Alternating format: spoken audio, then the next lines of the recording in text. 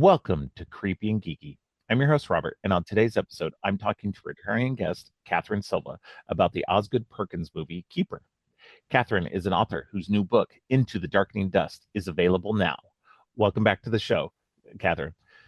Um, so this episode's going to come out after your book comes out. So I Oh, meant to mention that first so that you wouldn't be that's confused by my intro. that's okay. No worries.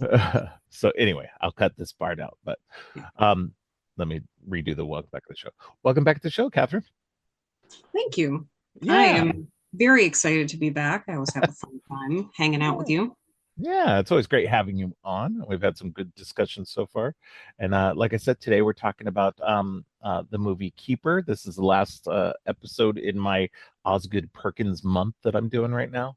And this is his most recent movie as well. So kind of part of a I guess kind of a weird little unofficial trilogy in a way that he did with Neon, with the long legs and the monkey.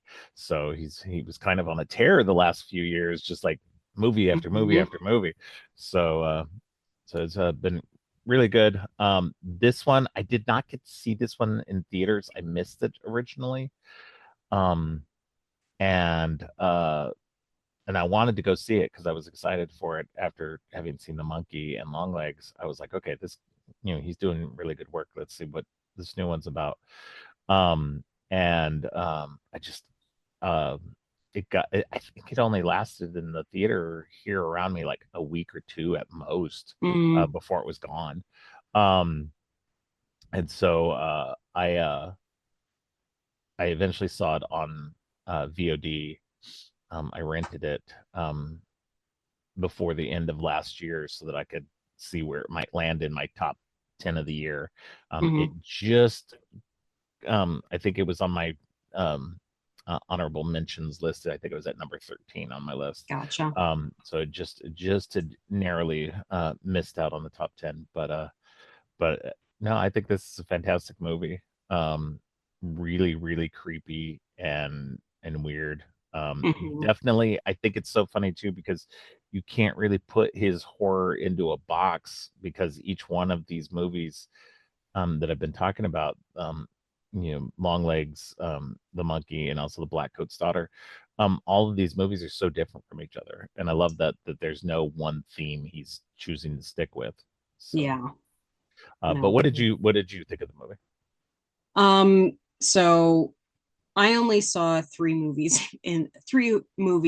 total in theaters last year, and two of them were the monkey and Keeper.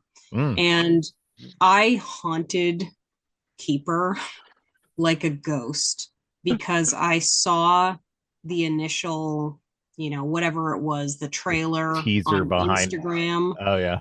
and that thing just kept showing up in my Instagram feed constantly. So I was already hooked on it, but the fact that it kept reoccurring, like whoever was in charge of the marketing campaign, Yeah. bravo. Yeah. You definitely got me. Um and I went into the theater with this kind of dread, having seen all of those trailers multiple times, having like psyched myself up, being like, "Oh, this is going to be really scary. I'm ready. I'm ready for it." And ultimately I enjoyed it. Um, there are pieces of it that I think could have been done better. There are Yeah. pieces of it that I loved.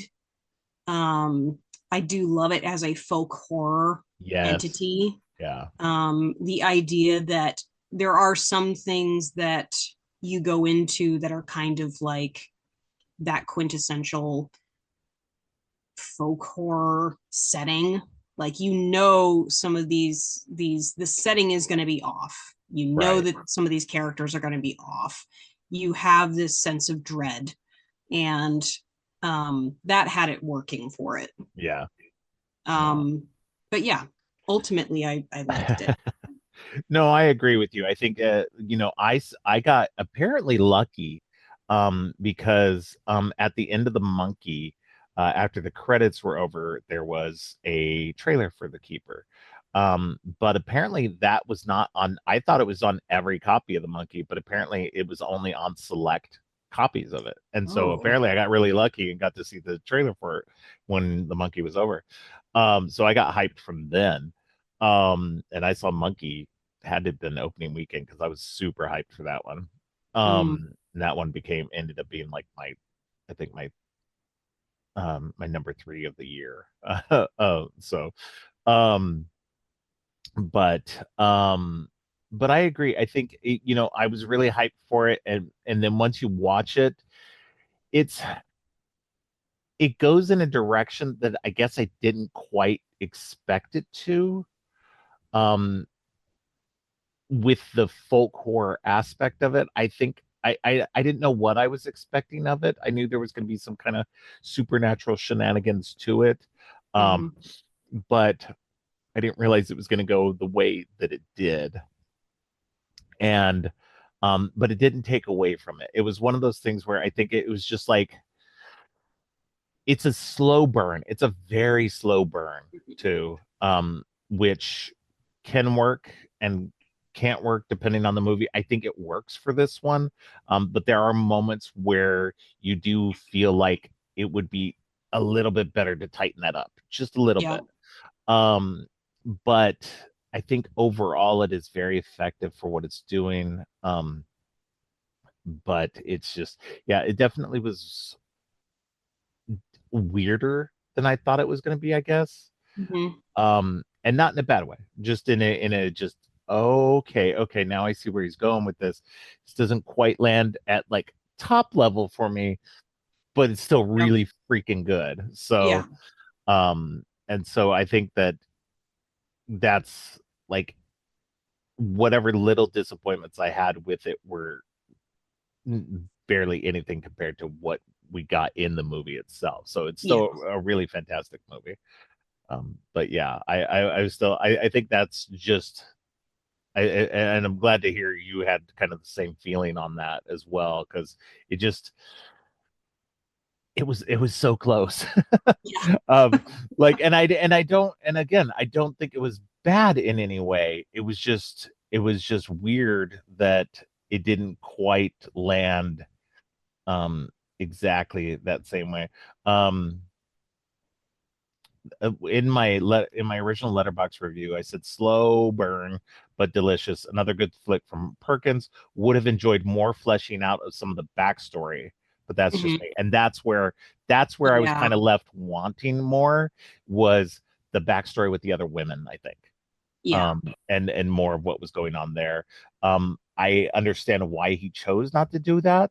But it would just been like I don't know, would have been more fun, I think, in that Yeah. way. But again, not a bad movie at all. Especially Tatiana Maslany, you can't go wrong with her. She's so good in She everything was I've great. seen her in. Um, she's so good. Ross of Sutherland, which is apparently Kiefer Sutherland's brother, um, plays the main lead. He was okay. Um, He missed for me. yeah, he was just okay. There's something about him that was just off. But yeah, I definitely, yeah, definitely understand the miss. But they carry the movie, and she really carries the movie more than anybody because she's the one kind of everything's happening to. So I'm glad that he centered her, especially because she's in the monkey, but she's kind of not prominent in the monkey, I guess. Yeah. You wouldn't say. And so I was like, okay, we're getting a movie with her as the lead. Yes. Okay, perfect. Hmm. Um, so yeah, I was excited for her to be in it. But there's something definitely not great with him. But again, I didn't have too much of a problem with him. It just wasn't like I definitely didn't feel like he was the best. Yeah. I think so. Just to sort of get into the Yeah. dichotomy between them, Yeah. she was a total like she was dead on. Oh yeah. I I could and did identify with her because her reactions felt like how I would react. Yeah. Um, Extremely just like WTF Right? Yeah. about everything and how she talked, how she reacted to things. It just was like, yeah, I get this person. I understand this. Um, he just, I mean, you already go into the picture with an idea that maybe he's not the good guy. Maybe Oh, that's also yeah. a woman. But there is that like Mm, you go ahead. you have a feeling that there's something off with him. And there's never really a moment where he wins you over No, no. to try and like get you to think differently. Um, and I I think that unfortunately, I think that that's just his acting. I hadn't seen him in anything else No, I've never seen him for in anything. this. And then I saw him, he's in a TV show that's on Hulu Hmm. where he's like a small town detective, like solving mysteries each episode. And I watched a few episodes and I'm like, oh, it's the same guy, same character. Like, Wow. um, so I can't, yeah, I don't know. It just wasn't, I wanted to be convinced. I wanted there to be more of this idea that like he's actually charming these people. Um, and I didn't get that sense. Yeah. I agree with you. I think the from the jump, he seemed so suspect and so weird.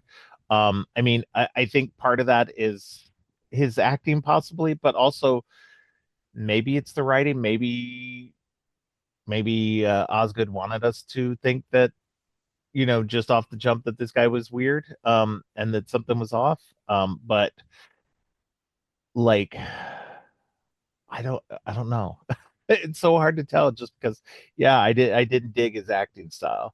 So it was definitely like you kind of want to go, well, maybe he was doing a good job with it, with the material, and that was what it was, but also at the same time, just maybe he wasn't. But yeah, and like you said, I'd never seen him in anything, but you saying that he was in some the show that you watched and he's basically the same, then yeah, it just speaks to me that he's just not an actor I'm going to care about. Oh, um, yeah. So, but yeah, it's because immediately, like everything that happens, um, he is, um, just off. Like it's the he's the things he says and does like are so suspect that Mm, like if I had been her, I would have just been like, nah, fuck this, I'm out like immediately yeah. because it just did not make sense to just like and like I get that you're in love, you got blinders on and stuff like that, but I don't know, man. The guy had so many freaking red flags flying, it was just ridiculous. So I mean, other people can chime in, and tell me if I'm wrong, tell me if they thought something else, but I'm glad that you are confirming like all of my feelings about this movie in this way. And again, this is I think the inherent part of it where um that I think his performance kind of derails a lot of what goes into this. And I'm glad that he kind of vanishes for a little bit and it's just her Mm-hmm. dealing with the stuff, because it um it makes it a lot better because then it's just focusing on her, and Tatiana Maslany can do so much good. She's such a great actress, that you don't you enjoy spending the time with her even while Mm-hmm. she's spiraling downward and dealing with all Yeah. this weird shit. So but yeah, and there's some other characters in this, but they're so quick in and out that it's not like, I wouldn't even say they're even worth being in the movie so much because we get the we get the cousin of the guy, um, Hmm. and he's just a Weasley little guy who you just know something's up with him too. Oh Um, yeah. he's just a terrible, terrible human being. Um, but it's interesting because like I really didn't suspect what the whole um like setup was. I just thought they were out there to kill her for whatever reason. Hmm. And then to find out that there was like basically witchcraft involved um was definitely added the extra wrinkle to it that I was like, oh, okay, now like I'm kind of back on board now because this makes a lot more sense Yeah. as to what's going on. And I really liked that aspect of the whole thing, and how like they needed to like kill these women to um, maintain their immortality. Um, but it definitely becomes this movie about like um, just just men using women again for Hmm. their own, for their own vitality and their own like you know their own Yeah. purposes and stuff like that. So it's an interesting movie for kind of like a social commentary in that way as well, um, Yeah. without being super heavy handed. Yeah. I mean, the first scenes in that movie are like the some of the most horrific, I want to say. Um, Yeah. because you're immediately setting the scene that this is a movie that is about like women getting killed. Yeah. Like you've got these, I think it's three, it might be four women who, are looking towards the camera in this very like turned on, uh alluring way. And then all of a sudden it's just like blood and screaming. Yeah. And so you know that there's something just wrong. Yeah. And yeah, and then just it turns into a very uh female empowerment sort of movie, which I really like. And I I think when I first saw the trailers, I was assuming that it was more of like a possession horror haunting kind of thing. Yeah. Um, and and I will, I've already said that I kind of haunted this movie. I went and like looked up whatever spoilers I could because I love ruining things for myself. That's just how I digest movies. And also it makes me feel better if I'm like already freaked out about something. Yeah. I like to try and make it as less scary for myself as possible. So at some point, I came across an early review that said that the creatures in the movie were called witchlings. So I was like, okay, that's where we're going with this. Hmm. And it did kind of, it took away the twist in the movie a bit for me, but I'm okay with that. Right. Um, I was still super nervous and, hiding behind my arm for a good chunk of the movie because I was worrying about what was going to happen. Um, so it didn't lessen it any for me, I guess. Yeah. I definitely didn't get spoiled. So I had no clue what was happening. I do agree. I even felt like from the beginning, the opening beginning and everything, that we were looking at something that was more maybe um like serial killer vibes Mm, in the beginning. But like because I had watched the trailer and everything like that, I definitely knew there was a well, I would say the first couple. Oh, okay, so I do remember this. Okay, so like the first trailer made it seem like either one of them was a killer. And I Mm-hmm. really liked that because it left it very ambiguous because there was like because they were both kind of saying the same kind of phrase. Um, Mm-hmm. and so it made it seem like either he could be the killer or she was the killer. And I was like, oh, this is interesting. I like this ambiguity to this. That um, and then like I think we got the second trailer, and then it introduced some of the more supernatural elements, and that was like, oh, okay, so we're going to something different. um, and so it was just it definitely I went into it not fully noticing like knowing exactly what this movie was fully going to be because it's just like you weren't the marketing was so weird and interesting to kind of throw you off little by little because it wasn't telling you a whole lot, Mm-hmm. which I think is great for some things. It's just kind of depends on each individual movie. I think it kind of served it well here because you don't want to go in knowing too much with this movie. I mean, you went in completely spoilery. Um, and I think that's what's interesting is you and I both kind of came out of it with the same feeling overall. That it's a good movie, just kind of lets you down in places.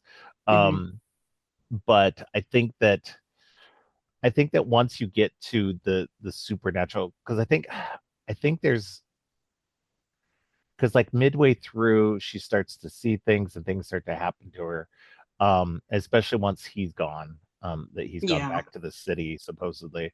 Then the weird supernatural things start to happen, and you're just like, okay, so is this actually happening or is she just seeing weird stuff? What's going on? Like, um, but once it's like fully confirmed that like something crazy is going on, like I don't know. I think that last, like, I guess the final third act is like really where, like, I really enjoy the movie. Like Mm-hmm. everything up to that first two thirds is kind of like, okay, it's going okay, it's not bad, but like I said, it's a very slow burn to get Yeah. through there, and I don't think it's a very long movie at all. No, it's only 99 minutes, and it doesn't feel like when I say it's a slow burn, it's not a bad slow burn, but it definitely there's not a lot going on.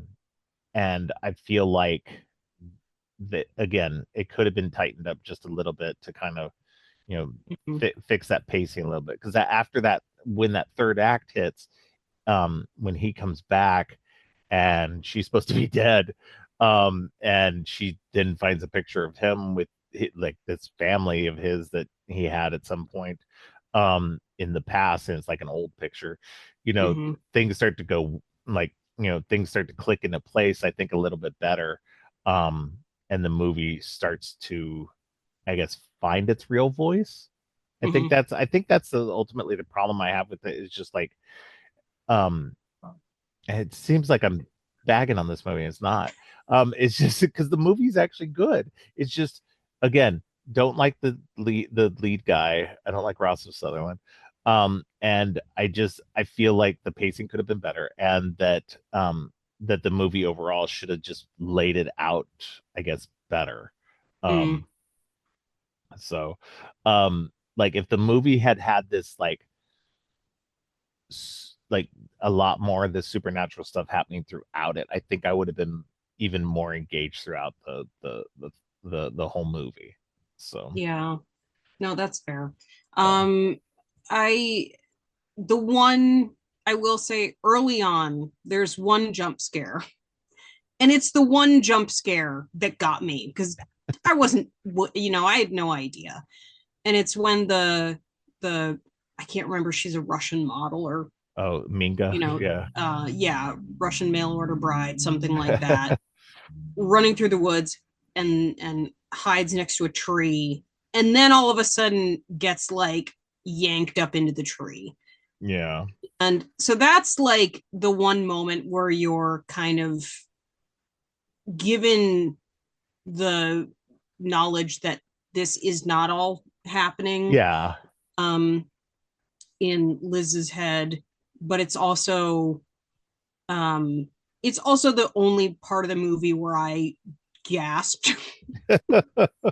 um, the next, I don't know what it was. I mean, there were a lot of creepy things that happened after that, but I think the movie kind of struggled with this idea that it was trying to show, I don't know if it was trying to show like old past lives or memories or this very trippy um like her sort of blacking in and out, Yeah. um losing time.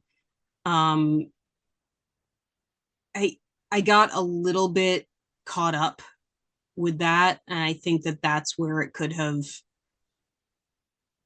I don't know. Something about the pacing there was a little bit rough, and then Yeah. it found its way again. I think when the stepbrother shows up, Yeah. um, but there's the whole part with the the bag head, Yeah. um, and the cake, and it just like that was creepy, and I think that the blacking in and out and losing time made sense for that stuff, but it Yeah. also just like I don't know, there needed to be a little more cohesion, um for me to understand, I guess. Yeah. um and then there is that huge tonal shift when he does get back and discovers that she's still alive. um and we kind of get the like understanding of who he is and what he's doing and all of that. Yeah. And that's when the movie sort of just like drops into this full-throated terror. Yeah. And that's great. That's awesome. um I loved that whole section of the movie. Yeah. It's the dithering, the like Yeah.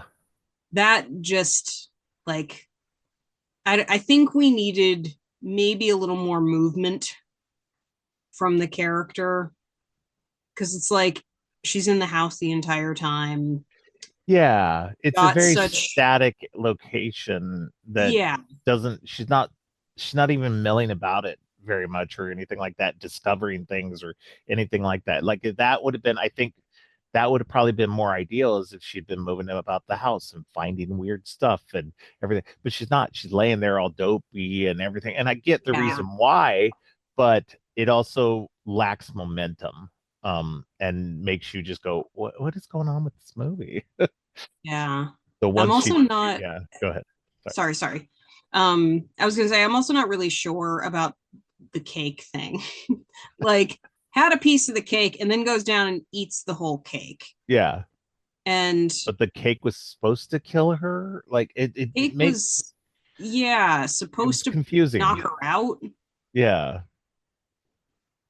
and then he was surprised because like she ended up eating all the cake, and by eating all the cake, she wasn't as affected by it, and so it was Yeah. like that part was definitely confusing because I was like, wait, how does that even make sense? Usually, if you ingest more of something, it makes it more effective.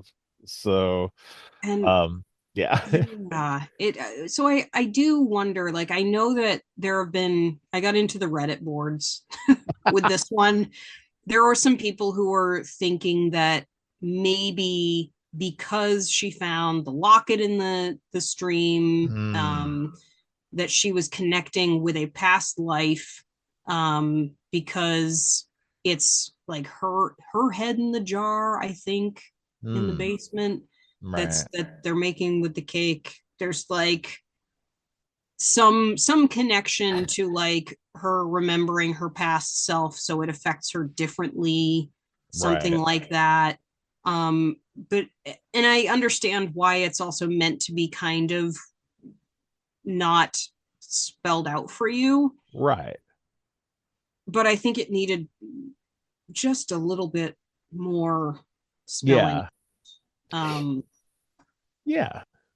No, I agree with you. Like I think that's the thing. That's again, like I said in my review, it's like I wish that there had just been a little bit more backstory to some stuff to kind of make it make just that like don't get me wrong, like we don't need a lot. We don't need a lot of exposition or anything like that.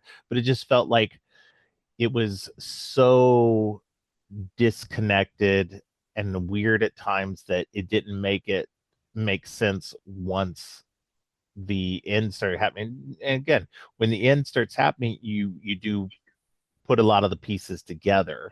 Yeah. But to get to that point, you've got a lot of pieces that don't make any sense.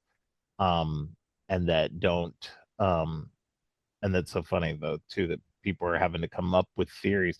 Like if your movies, don't get me wrong, people have lots of theories about movies and stuff like that too. But like if you're maybe this is how he intended it. I don't know. But because I did not, I think the Blu-ray has a commentary on it. I don't have the Blu-ray. I just bought it on Mm, digital recently. But and it does not have the commentary. But I think the Blu-ray itself has commentary. So maybe he explains it on there. okay. Yeah, but that's a thought.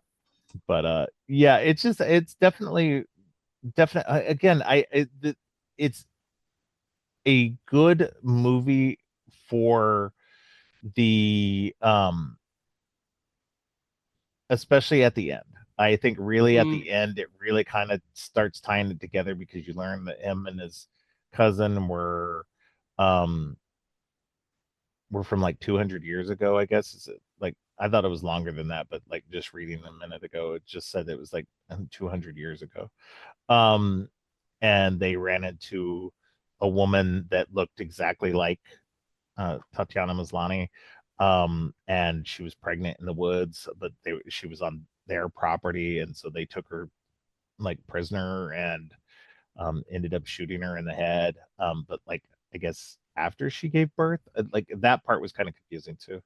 Um, but like and these children, these I guess these children that she had are like keeping him and um the him and his cousin alive um, as long as they keep bringing them women to, yeah. I guess eat or well, I don't even know what they're doing with the women, but Yeah. um, but again, it's interesting. So apparently, Perkins described the movie as a critique of disgusting maleness, employing folklore visuals to explore patriarchy, misogyny, and toxic masculinity. Mm, Okay. I yeah. mean, I can see that, especially just in the guys in this movie just being who they are. Hmm. Um, and coming from a different time period. Um, but again, it's so funny too because I never really liked that kind of movie where you have somebody who's immortal like this, or very long lived, who they get stuck in their own like time periods way of thinking. I would think that as a person, um as somebody who would live a long time like that, that you would learn to adapt. Your thinking would get freer in a way. I could be wrong, maybe just because I'm maybe because that's how I feel like I am. I've gotten more Yeah. progressive as I've gotten older. That it's just I feel like that's how other people would get. The more knowledge you absorb, the longer you live and stuff, that you would become more open to new ideas and stuff. So I could be wrong, I guess. I mean, there are a lot of power hungry, misogynistic old men out there. That's true. Yeah. So it's Yeah. No, I guess I'm just naive in thinking that because yeah, no, the world definitely proves me wrong. So on a daily basis, you're um right. and then I mean, the fact that these guys have sort of cheated death, Yes. they are powerful over women and feminine entities in a number of different ways. uh continuing to benefit from it. You Hmm. know, they're not really, they haven't really been afforded, maybe Malcolm more than his cousin. They haven't really been afforded this idea that changing their behavior should True. Yeah. benefit them in a way. Yeah. um and especially when you get down to, you know, Malcolm, as he's going down to his little Criterion closet to look over his old Yeah. friends, like you're kind of like, yeah, all right, he is a total creep. um and you almost wish that there had been a little bit more of a hint of that in him from the get-go. Yeah. um because it does seem to just kind of come on very strong once he gets the chance to uh tell his entire villain arc plot. Well, it's like you get the feeling that something's off with him from the very beginning, but it doesn't seem to be that off. No, it's Yeah. that's the thing.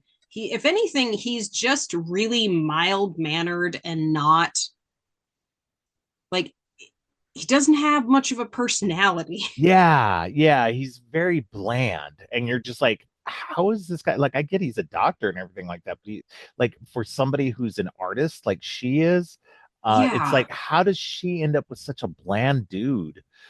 Yes. Yeah, that I think that was ultimately the issue that I had with it was just like he's so just blah, like Yep. not interesting, just yeah.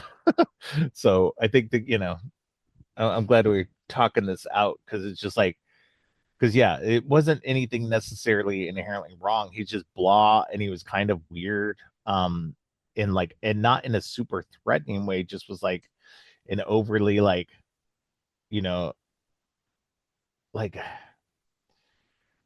like he wasn't good with women kind of way, like, and that was what was weird about it too. Was just like especially towards the end when you're just like okay, so obviously he's maybe he's tailoring his personality, each time to each of these women to, get them. So maybe he realized that's how it would work to get her. She just likes bland men.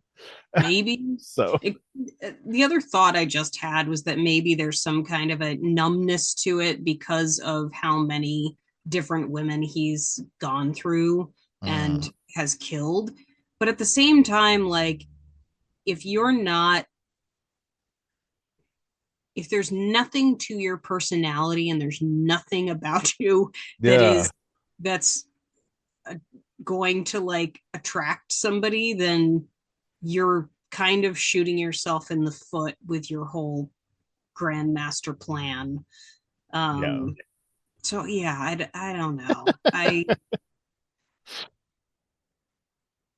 Yeah, I will say that one, like I said before, I think once it hits the third act and we start getting a lot more going on, he comes back and things ramp up, with her trying to keep away from him, and then we have the witchlings or whatever, kind of coming after her there for that bit.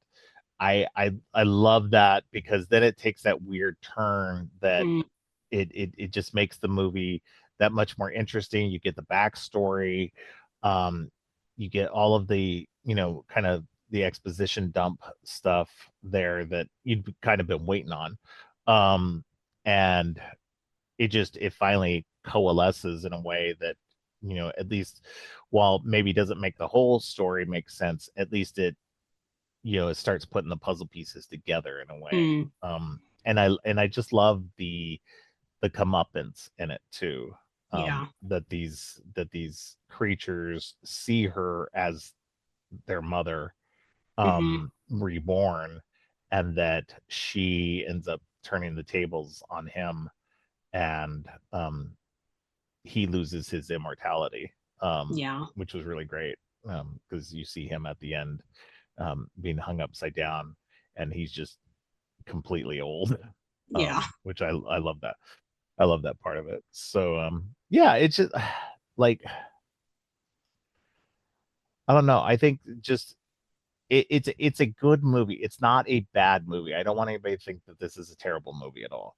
It is a good movie. It's just a very slow burn with some issues. But I think that it's worth it to watch it, um, mostly for Tatiana's performance in this, and for the third act, which is Hmm. really good. So, um, the third act is pretty satisfying.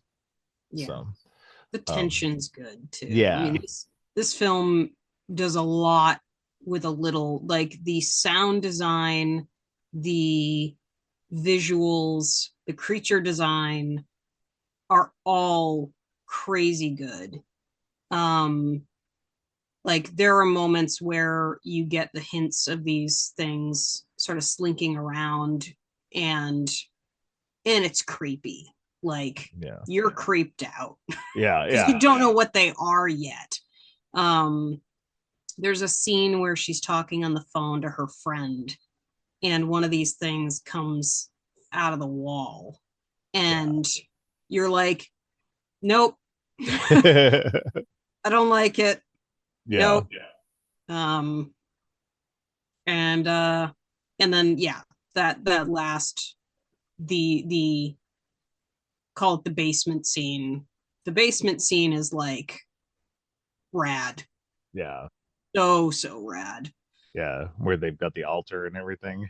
Yeah. Yeah, yeah, And then you get to see each one of these things close yeah, up. yeah. They are Um, creepy as hell. It's a very they good are. creature design. So, yeah, no, absolutely. I think the creature design is really good. That's a really creepy scene. Um, the altar is just crazy. It's just Mhm. there's so many. Like I said, this third act is so good that it's just it makes whatever little issues I have with the movie worth it in the end. Mhm. In that way, and I like, I think you have to know, just going into this, if like watch I feel like you have to watch the trailers. This is the movie where the trailer doesn't tell you a lot, but the trailer tells you just enough, I think, to make it so that going before you go into it, whether or not you're even going to be you're going to vibe with it. Yeah. Because if you don't watch the trailer, you just go kind of off the description, you might not be as entertained by this. Mm. um so it's just, yeah, I don't know. Like, let's see.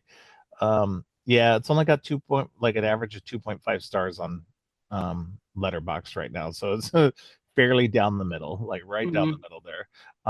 Which I get. I think I gave it 4 stars, which I think is still kind of generous. But I think I'd probably, after this second watch I just had, I'd probably knock it down to 3.5. It's not Mm. bad, but it's not great. Yeah. Um, and it's probably, out of all of these movies that he's done, it's probably the one I'm least likely to go back to, um Mm. as much, just because, like, again, it's just, it misses a little bit, um but it's still, again, Tatiana Maslany's performance is like worth it just for that. So, Yeah. 'cause she's Yeah. If just, you're a vibes kind of person, like you just want yeah, the forest horror aesthetic, um, yeah, cabin in the woods aesthetic, like it's a great film for that. And there's definitely some jump scares that'll yeah, get you. Um, what I was just remembering was the original teaser, which was like 2.5 minutes or something like that of just Tatiana Maslany scribbling with her eyes just like dead set on the camera. yeah. 2.5 minutes of that, or That's maybe it funny. was more. It could have been like 26 minutes. It was something insane. But that was the first like teaser of this movie. And I didn't that's remember all it seeing that one. was. That's funny. And that kind of accurately describes the middle of the movie. You're not wrong. You're not wrong. Yeah. Yeah. um, but not like, again, the beginning is solid, the Yeah. ending is solid. And then some of the escalation through the middle is good. Yeah. So I think, like I said, slow burn, but it's good. It's definitely has a few issues here and there, but I think overall it's fun. Even with the being a slow burn, it didn't feel long to me. yeah. Even with the 99 minutes, it doesn't feel long. It's just um you just I guess you just kind of want to get to the meat, Yeah. and it feels like it doesn't get to the meat soon enough. Hmm. Um, but yeah, I mean, it is what it is. I think it's still a fun movie and still worth watching for sure. For people who kind of dig that folk horror aesthetic kind of vibe. I think it'd be a lot of fun for that. So Yeah. I've Yep. seen worse folk horror for sure. So That's yep. all right. Um, is there anything else that you wanted to mention about this movie that we haven't mentioned? Um, I can't think of anything. Can't think of anything else. Like I can't really remember the soundtrack. It's been a while since I've watched it. I was trying to remember if there was much of a There's soundtrack I to think it. there's a song at the beginning and a song at the end, but I don't think there's Mm, much music yeah, elsewhere. which Like, I yeah, guess lends to the sound design more. The yeah, fact that it's such a quiet movie, but yeah. um, I guess my only other thing when you were talking about wanting more information um, about sort of the background, there is just this very glaring hole, which is the basis of the whole plot, and that is how do these two, they're young teenagers, I guess. How do these two young teenage boys convince monsters Yeah, not to let them, like, after they've killed off their mother yeah, brutally, how did they have a discussion where they were like, no, no, wait, yeah, yeah. Keep us let alive. We'll us, feed you yeah, other women. I it's that's when you, this is the kind of thing that ruins that ruins plots though that have some kind of fantastical element, is when you want these in-depth answers to things that are supposed to be sort of kept nebulous. But this one does kind of get to me because it's like, how does this plot work? Right? Yeah, um and I think I want that answered. yeah. And who knows, maybe that is in the answer on the Blu-ray. Could be. um and maybe it's not. Maybe it is just supposed to Yeah, be, you know whatever. ambiguous. Yeah. but um but yeah, that is just something I am genuinely curious about that I will probably never know. Well, going back to what you said about music, I did remember like the song in the beginning is "Love Is Strange," and that's when we Mm, get like the sequences of the other women. yeah. The and then there is music throughout. It looks like it's probably played on the record or whatever during the uh thing. But at the end, there was fooled around and fell in love, which is another mm, good song I like too. So those and that one plays over the end credits. So yeah, those were the two big songs I remembered from the movie.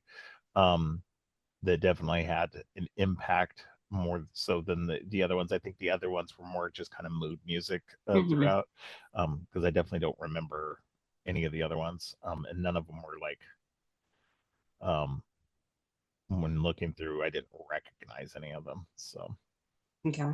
but uh but yeah, no, I think I agree with you. I think it just again it goes back to what I was saying, that just there's so many questions that you're left with that you're just kind of like, okay, but why and how and but like it just feels like he's definitely going for a vibe. He doesn't want to explain this stuff, and you just kind of got to go, okay, I guess, yeah, Mm. that's fine. You know, if you're, and that's fine. There's lots of That's movies that yeah, are like that that I'm okay with that just being the whole vibe, I guess. Although I am definitely more of a person that I'm like, yeah, but I need just a crumb of backstory just to know just a little bit yeah. more. Um, the backstory that we get is fine. It's just not enough. And that's all I, even from my initial viewing, was just like, yeah, I need more. Mm. So, because it's good, I want more to understand more. But yeah, it is what it is. Yeah, So, but all right. Um, why don't you let people know where they can find you online? sure. I am most often I'm on Instagram at Katherine Silva Author and Facebook at Katherine Silva Author. Um, I'm sometimes on Blue Sky, and that's Cat Silva Author. And I have a website at katherinesilvaauthor.com. All right. And your new book has just come out. Would you like to kind of, I don't know, give us a plot synopsis or anything to Yeah. kind of, you know, wet our whistles so we can buy that? So it's called Into the Darkening Dust. It is book one of the Dustlands, which is a direct follow up to the Deadlands, which is undead folk and dead folk and nothing land. So it's a dystopian drought world where all of the rich billionaires have jetted off to places unknown and left all the unfortunate people behind to sort of fight over whatever's left. And means there's all kinds of terrible people in power who shouldn't be. Mm, And our main character is a young woman who has the ability to bring dead animals back to life. mm, She puts human souls back into them. Um, and it's basically just her journey of revenge and sort of understanding her own grief at losing her family. So this begins the plot of a new three-book adventure. oh wow, cool.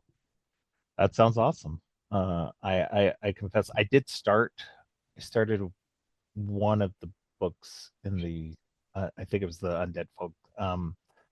Whichever one is the first in that series. I started it, and then, as typical, I get distracted, and I'm very bad at reading novels these days. Any kind of like just prose books, I'm terrible with.